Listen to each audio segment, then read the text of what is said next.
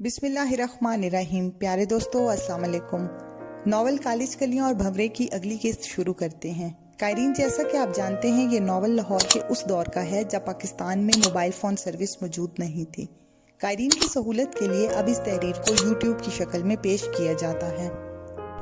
Master Humayun ने जवाब देते हुए कहा, तुम्हें मैं नेक समझता था, मगर तुम दीदा दानस्ता गुनाहों की दलदल की तरफ खिंचे चले जा रहे हो।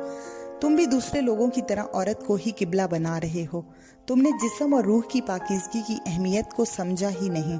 तुम्हारे जिस्म से पाकी की खुशबू आती थी, जिसकी वजह से मैं तुम्हारे अपने करीब लाया। मुझे मालूम है तुम अभी भी दलदल में गिरे हुए हो, मगर तुम्हारे जिस्म से आने वाली खुशबू मध्यम पड़ती जा रही है। एक चीज को बुरा भी समझते हो और छुटकारा भी नहीं पाते। जब इससे बच जाना, फिर मुझसे मिलना। ये कहकर सर हमायूं दूसरी तरफ मुंह फेर लेते हैं और तेजी से कदम लेते हुए एक तरफ निकल जाते हैं। हंजला दम बखुद खड़ा होकर उनको जाते हुए देखता है और बहुत ज्यादा परेशान हो जाता है कि उसके इतने शफीक उस्ताद उससे नाराज हो गए हैं। हंजला निगत की तरफ वापस आता है तो वो उसकी मुंतजिर होती है। वो पूछती है, ये कौन था? हंजला जवाब देता है, ये मेरे मास्टर साहब हैं और मुझे गेम कराने वाले भी यही हैं। इन्हीं बातों के दौरान जब वो वहां से वापस रवाना होने लगते हैं तो हंजला का दिमाग साएं साएं कर रहा होता है और इसके दिमाग में अपने मास्टर साहब की आवाजें बार बार गूंज रही होती हैं। हंजला निगत की बातों के बेतुके जवाब देने लगता है क्योंकि उसका जहन किसी और जगह होता है। वो सोचता है कि कौन सी खुशबू उसके जिस्म से आती थी जिसमें अब कमी आनी शुरू हो गई है। हंजला चौंके निगत से अदम तवज्जोही से बात कर रहा होता है, इसीलिए वो झिंझला कर कहती है, क्या बात है, तुम आज मेरी किसी बात का ठीक से जवाब नहीं दे रहे। तुम्हारा जहन किसी और तरफ है, मुझे बताओगे नहीं? हंजला इसकी बात का जवाब नहीं देता बल्कि चुप रहता है। निगत उसके बाजू से पकड़कर जोर से झंझोड़ती है कि हंजला की आंख खुल जाती है। ख्वाब से बेदार होने पर हंजला ने महसूस किया कि उसका जिस्म गर्म और पसीने में शराबूर था। वो काफी देर तक खला में तकता रहता है और सोचने लगा कि उसका मास्टर इससे इतना नाराज क्यों था। कई बार करवटें बदलने के बावजूद उसको नींद नहीं आई। एक ही ख्याल उसके जहन में गर्दिश करता रहा। उसने अपनी सोचों का तज्जिया करना शुरू किया, मगर झंझला सा गया। फिर उसने घड़ी देखी, रात के 3 बज रहे थे। उसने उठकर वुजू किया, तहज्जुद के नवाफिल और 2 रकत नफल हाजत अदा किए। फिर किबला की तरफ मुंह करके योगा के अंदाज में बैठ गया और तमाम तर तवज्जो अपने जहन में गिरहें खोलने पर मरकूज की। योगा और मार्शल आर्ट्स के मास्टर्स अपनी सोचों को मुर्तकिज करने के लिए यही तरीकाकार अपनाते हैं। वो अपने जहन से उठने वाले सवालात को तरतीब देता गया, फिर बारी बारी उसके जवाबात ढूंढने लगा। आखिरकार वो नतीजा अख्ज़ करने में कामयाब हो गया कि मास्टर साहब की रूह उससे निगत के साथ तन्हाई में मिलने की वजह से नाराज है। फिर काफ़ी सोच के बाद उसने अपनी ज़िंदगी के चंद अहम फैसले किए। पहला फैसला उसने ये किया कि दुनिया मुसलमान के लिए एक इम्तिहान गाह है और इसमें औरत के ज़रिए कामयाब होना अहम तरीन मरहला है। या तो कामयाब होना या फिर नाकाम होना। इसलिए कामयाब रहने के लिए ज़रूरी है कि गैर महरम औरत से हद्दुल वसा दूर रहा जाए और दिल को इंतहाई मजबूत रखा जाए। दूसरा फैसला उसने ये किया कि अपने आप को कुरान और सुन्नत के मुताबिक रखे और नेकी की तलकीन और बुराई की रोकथाम और अपने हाथ और जुबान से ज़रूर करे। वो उठने ही वाला था कि उसके कानों में इजाज़ की आवाज़ आई जो कह रहा था, ये आधी रात को तुमने क्या शुरू कर दिया है और तुम तो बिल्कुल बहरे बन गए हो। कितनी देर से तुम्हें आवाज़ें दे रहा हूँ। हंजला उसकी आवाज़ सुनकर उठा, उसकी तरफ मुतवज्जा हुआ। इजाज ने फिर कहा, ये क्या अमल कर रहे थे? कोई जादू वगैरह तो नहीं करने लगे? तुम अपने इर्द गिर्द से इतने बेखबर हो गए थे? हंजला ने मुस्कुराकर जवाब दिया, मैं जरा योगा की वर्जिश कर रहा था, इसीलिए अपनी तवज्जो उधर रखने की वजह से तुम्हारी आवाज नहीं सुन सका। हंजला ने उठकर वो वक्त देखा, 4:30 बज रहे थे। वो अपने बिस्तर पर आ गया। इजाज ने करवट बदलकर दूसरी तरफ रुख फेर लिया, मगर हंजला सोचों में गुम था। वो ख्यालों से उस वक्त चौंका जब अजान की आवाज़ उसकी कान में पड़ी। वो उठा, सुबह की नमाज अदा की। कुरान पाक की आखिरी 18 सूरतें जो उसे याद थीं पढ़ने के बाद उसने अपनी वर्जिश शुरू करने की गर्ज से अपना ट्रैक सूट पहना और कमरे में ही वार्म अप के किक्स और पंच करने लगा। उसने 50 मिनट में अपनी वर्जिश मुकम्मल की, फिर टेलीफोन पर दूध का ऑर्डर देकर इजाज को जगाया। वो होटल से 9 बजे हॉस्टल की तरफ रवाना हुए, फिर हॉस्टल से डायरी वगैरह लेकर क्लास की तरफ चल पड़े। حنزلہ آج نئے جذبوں کے ساتھ کالج میں داخل ہوا۔ اس نے ایک ہی رات میں سوچوں کا ایک طویل سفر طے کر لیا تھا۔ وہ اپنے آپ کو ہلکا اور تر و تازہ محسوس کر رہا تھا۔ وہ تیسرے پیریڈ میں کلاس میں گیا۔ اگلے پیریڈ میں نگت بھی آ گئی۔ نگت نظر بھر کے حنزلہ کی طرف دیکھنے لگی۔ اس نے دانستہ اسے نظر انداز کیا۔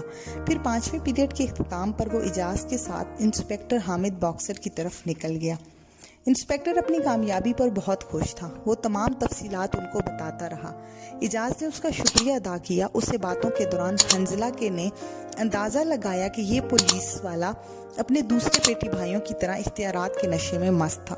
اس کی تکبرانہ گفتگو نے حنزلہ کے اندر SHO بلال سے اپنے انتقام کی آگ بھڑکا دی۔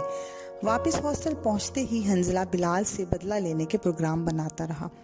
حنزلہ ہاسٹل میں پڑھنے میں مصروف تھا کہ چوکیدار نے آ کر بتایا اس کا فون ہے۔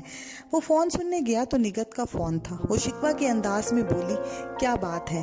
آپ آج اجنبیوں کی طرح کلاس میں بیٹھے تھے؟ حنزلہ بولا، ایسی تو کوئی بات نہیں۔ وہ پھر بولی، ایسی ہی بات ہے، آپ آج مجھ سے نظریں ہی نہیں ملا رہے تھے، نہ کوئی بات کی۔ حنزلہ بولا، میں سچ کہہ رہا ہوں، ذرا تھکا ہوا تھا، اسی لیے کالج لیٹ آیا، پھر جلدی واپس چلا گیا، یہی وجہ تھی۔ وہ ناراض لہجے میں کہنے لگی، پھر آپ نے فون ہی نہیں کیا، آپ نے صبح سویرے فون کرنا تھا، میں انتظار کرتی رہی، اسی لیے میں آج پہلے پیریڈ میں نہ پہنچ سکی۔ کیا بات ہے؟ پہلے تو آپ فون کر لیتے تھے۔ کوئی بات ضرور ہے، آپ مجھ سے کھچے کھچے محسوس ہو رہے ہیں۔ حنزلہ اپنے ذہن میں ایک خیال آنے کے ساتھ بولا، میرے کچھ مہمان آئے ہوئے ہیں، ایک بہت ہی اہم بات تم سے کرنا ہے، تم سے پھر کالج میں ملاقات ہوگی تو بتاؤں گا، اب اجازت دو، کل ملتے ہیں۔ دونوں نے ایک دوسرے کو خداحافظ کہا اور فون بند کر دیا۔ حنزلہ کے ذہن میں ابھی تک SHO بلال گھوم رہا تھا۔ حنزلہ کمرے میں پہنچا تو اعجاز موجود تھا۔ وہ کچھ سوچ کر اعجاز کے قریب آیا اور اس کے کندھے پر ہاتھ رکھ کر بولا، یار میں تم سے ایک ضروری مشورہ کرنا چاہتا ہوں، اگر اس کو راز رکھ سکو تو میں بات کروں، اگر نہ رکھ سکو تو مجھے ابھی بتا دو۔ حنزلہ یہ کہہ کر چپ ہو گیا۔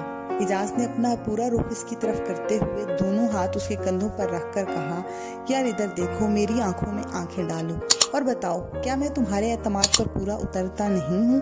میں دل کی ہر بات بغیر سوچے سمجھے تم سے کہہ دیتا ہوں، اور تم ہو کہ اتنی تمہید باندھ رہے ہو۔ اب زیادہ بکواس کی ضرورت نہیں، بتاؤ کیا بات ہے۔ حنزلہ نے اس کو مرجینہ ریسٹورنٹ والے واقعے کی تمام تفصیل بتائی اور کہا، یا تم یہ بتاؤ کہ اس SHO کو کتنا نقصان پہنچانا ہے اور پھر اسی حساب سے پروگرام بناتے ہیں، یہ کام تم مجھ پر چھوڑ دو۔ یہ بات اس سے اعجاز نے کہی۔ حنزلہ نے کہا، نہیں یار، ایسی بات نہیں ہے، میں خود اپنی بےزتی کا بدلہ لوں گا، اور رہی اس کو کتنا نقصان پہنچانے کی بات، تو دیکھنا ہے کہ وہ کتنا برا آدمی ہے، جتنا برا ہوگا نقصان بھی اتنا ہی پہنچاؤں گا، اور تم اتنی مدد کر دو کہ ذرا مکمل پتہ چلاؤ اس کا گھر کہاں ہے، وہ کیسے آتا جاتا ہے، کیسا انسان ہے، تفصیل سے پتہ کراؤ، میں خود بھی پتہ کراؤں گا۔ اگلے دن جب صبح حنزلہ کالج پہنچا تو نگت نے رسماً سلام کے بعد پہلا سوال کیا، کیا اہم بات ہے جو آپ فون پر نہیں کر سکتے تھے؟ حنزلہ نے مسکرا کر کہا، بتاتا ہوں، چلو آج پہلا پیریڈ نہیں پڑھتے اور لان کی طرف چلتے ہیں۔ دونوں ٹہلتے ہوئے ذرا ایک دور لان میں چلے گئے۔ صبح کی ٹھنڈ کی وجہ سے وہ دھوپ والے بینچ پر بیٹھ گئے۔ حنزلہ نے بات شروع کرتے ہوئے کہا، نگت میں تم سے ایک ضروری بات کرنا چاہتا ہوں، تم اس کو تحمل سے سننا، عقل سے سوچنا، نہ کہ دل سے، تب تمہاری بات سمجھ میں آئے گی۔ نگت نے کہا، جی میں آپ کہیں، میں متوجہ ہوں۔ حنزلہ نے کہا، مجھے تمہاری دوستی اور خلوص پر کوئی شک نہیں، میں تمہاری قدر کرتا ہوں، تمہاری دوستی اور قرب مجھے بہت زیادہ سکون اور لذت بخشتا ہے، مگر میں کافی سوچ کے بعد اس نتیجہ پر پہنچا ہوں کہ ہم دونوں غیر محرم ہیں۔ خدا تعالیٰ اس طرح غیر محرم سے ملنے کی اجازت نہیں دیتا، بلکہ ہرگز اجازت نہیں دیتا۔ تمہارا اور میرا تعلق ناجائز ہے، اس لیے ہمیں ایک دوسرے سے دور رہنا ہوگا، تو میری بات سمجھ رہی ہو نا؟ نگت نے سرد لہجے میں کہا، جو آپ بات کہنے کے لیے اتنی تمہید باندھ رہی ہیں، کیا وہ یہ نہیں کہ آپ کا مجھ سے دل بھر گیا ہے اور آپ کسی نئی لڑکی سے نئے انداز میں افیئر چلانا چاہتے ہیں؟